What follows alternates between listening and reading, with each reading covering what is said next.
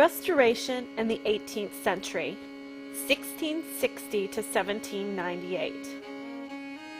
In 1649, Charles I was removed from the throne in England and sent into exile. Parliament put Puritan ideals in charge with the appointment of Oliver Cromwell as Lord Protectorate. England moved into a period of rule by Parliament instead of being ruled by a king or queen. All was well in England, and poets like John Donne marked the change from a courtier lifestyle to a court built on the ideals of the Puritan religion. When Oliver Cromwell died in 1659, his son Richard Cromwell declared himself Lord Protectorate. This angered Parliament, who felt the new Commonwealth was no different than having the country ran by a monarch. Parliament removed the Commonwealth from power and restored the monarchy to power by bringing King Charles's son, Charles II, home to England to rule. Restoring the monarch also restored freedom to authors. During the Cromwell years, censorship occurred in all forms of literature. With the removal of the censorship, authors rushed to print their saved material for all to read. Charles II prized himself on his knowledge and worldliness. He sponsored studies into mathematics and philosophy. As for religion, Charles preferred a tolerant approach to those of other faiths and beliefs. Instead of persecution of the Puritans, he chose instead to keep them from public office. This led to an increase of prose literature that depicted dissent, political theory, and economics. Poetry moved from the common lyrical style to forms such as odes, pastoral poetry, and aerial verse. This move also coincided with the change of writing from personal experiences to a more public experience of psychology and philosophy. Rhyming couplets in iambic pentameter was the most common form utilized.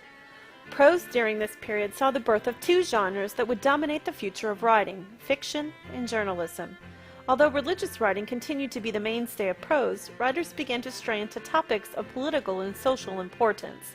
In addition, with Charles II's love of philosophy, writers began to explore this genre, and the use of satire became an increasingly popular literary convention.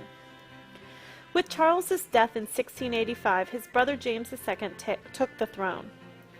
James, however, was not well liked, and Parliament soon replaced him with Charles's daughter, Mary, and her husband, William.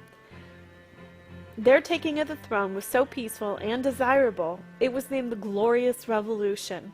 In 1689, William and Mary reaffirmed the Bill of Rights that allowed those who owned property to rule through an elected parliament.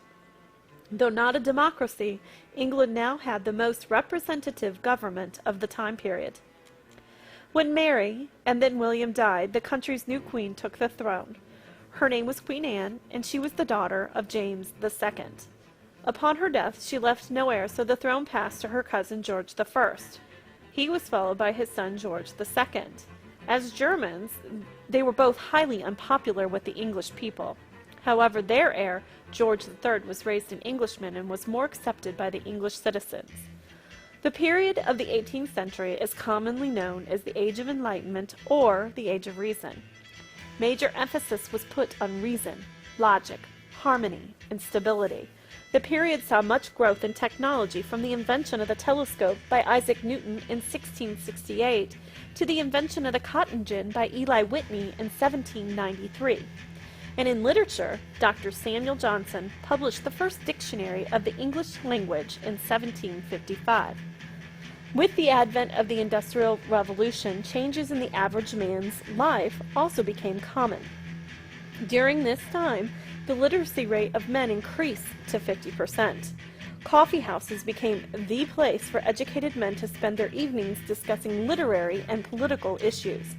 Fences around property began to pop up in the countryside, effectively causing the death of village life.